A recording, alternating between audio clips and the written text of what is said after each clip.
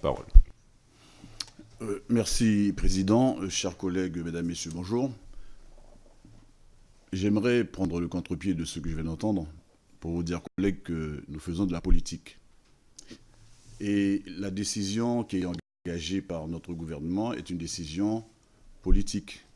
Il se trouve qu'aujourd'hui, ça touche les Outre-mer, mais il y a d'autres qui ont été prises avant, qui touchaient l'ensemble de la nation. Et je ne veux pas qu'on interprète cette décision comme étant quelque chose qui arriverait par hasard. Et en ce sens, je voudrais totalement rejoindre l'intervention du collègue Ratenant, parce que ça s'inscrit dans un cadre très élargi que nous avons observé depuis 2017. Ceci étant dit, je voudrais quand même remercier les deux co-rapporteurs pour la clarté de leurs propos, la clarté des exposés qui nous permettent d'avoir une idée beaucoup plus précise de la manière dont les choses se passent et certainement de mieux comprendre les ressorts de ce projet qui, j'espère, sera un projet mort-né.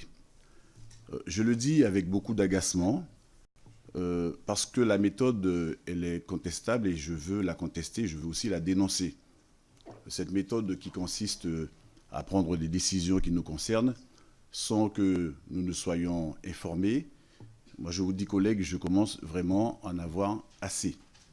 Alors, je ne sais pas comment cela se passe dans vos territoires respectifs, mais je peux vous dire que sur le territoire de la Guyane, il y a une espèce de reprise en main des services de l'État qui sont en train de restaurer une espèce de super gouverneur en la personne du préfet qui va gouverner le territoire comme si on était en train de revenir au temps des colonies, et cela sans pour autant consulter les parlementaires que nous sommes.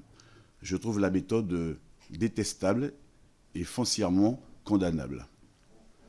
C'est la raison pour laquelle je voudrais profiter de l'opportunité pour pouvoir remercier et féliciter les associations, le CODIOM, Foulard Marron, etc., qui n'ont eu de cesse de tirer la sonnette d'alarme et de nous dire que là, il y a quelque chose qui ne va pas bien parce qu'au moment où on avait besoin des originaires des Outre-mer pour faire le sale boulot que certains ne voulaient pas faire, ça n'a posé de problème à personne. Et aujourd'hui, on est en train de chercher, partout où c'est possible, à réaliser des économies de bout de chandelle. Alors le collègue Lorient a dit 25 millions plus 25 millions.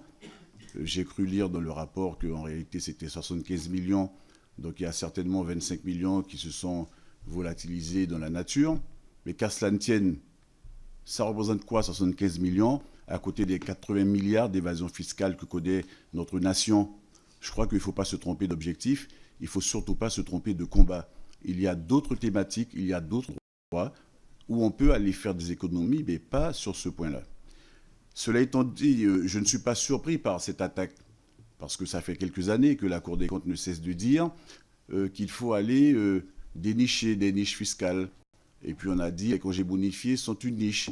Et puis on a dit que la surrémunération des fonctionnaires sont aussi des niches, même si on a fait la démonstration que cette surrémunération contribuait au maintien de certains niveaux économiques de nos territoires. Mais certains ont continué à faire la sourde oreille. Ils ont oublié d'entendre les analyses que nous faisions et j'ai le sentiment qu'on continue à frapper là où il y a de la frilosité. Et moi, je ne veux pas qu'on soit frileux. Je considère que notre délégation se doit de dire les choses et de les dire avec la conviction, avec la détermination qu'il faudrait pour que notre parole soit entendue et qu'elle soit surtout bien comprise. Je profite de cette occasion, collègues, pour aller un petit peu plus loin. Non, mais ce n'est pas tous les jours qu'on parle de ça. Président, permets-moi d'aller un petit peu plus loin. Mais on est toujours dans la même idée. Cette idée qui consiste à poser la question relative à l'affectation des personnes originaires des Outre-mer qui demandent à retourner dans leur territoire d'origine, ce que personne ne pourrait leur contester. Il se trouve que nous sommes souvent sollicités, on nous demande des accompagnements, on nous demande de moduler des dossiers pour faire en sorte que ces fonctionnaires soient mieux entendus par leurs administrations, ce que nous faisons d'ailleurs volontiers. Et souvent, nous essuyons des refus. Mais en même temps, je constate que, alors je parle encore une fois de la Guyane, que dans certaines administrations, dans certains services déconcentrés de l'État, on voit arriver beaucoup de fonctionnaires, des métropolitains. Ce n'est pas que je sois en train de faire des égos entre les uns et les autres, mais ce sont des réalités objectives. Et cette réalité fait que sur le territoire, certaines personnes commencent à dénoncer ce qui ressemble à une espèce d'apartheid institutionnel. Je crois qu'il faudra qu'on fasse très attention à ça, parce qu'aujourd'hui, on le dit sous cap, on le dit dans des réunions de famille, ça commence à sortir en quelque part au sein des partis politiques et dans les syndicats. Il faudrait qu'on soit extrêmement vigilant pour ne pas donner à nos populations le sentiment de fonction publique à deux vitesses. Une vitesse pour les originaires des Outre-mer, qui se font blackbouler à chaque fois qu'ils font la demande d'être affectés dans leur territoire d'origine. Et puis une autre vitesse pour des époux, des épouses, de fonctionnaires, de militaires, de gendarmes, pour lesquels on arrive toujours à trouver des solutions, pour lesquels on arrive toujours à trouver l'emploi, tandis que chez nous, particulièrement notre jeunesse, continue à espérer. Elle espère qu'un jour, notre système va pouvoir lui offrir des perspectives qui soient plus intéressantes que celles qu'on a pu décliner jusqu'à maintenant.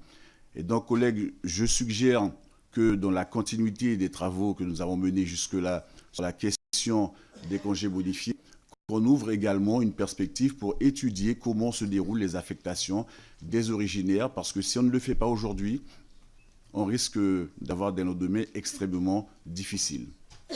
Merci, Président. Merci, Gabriel.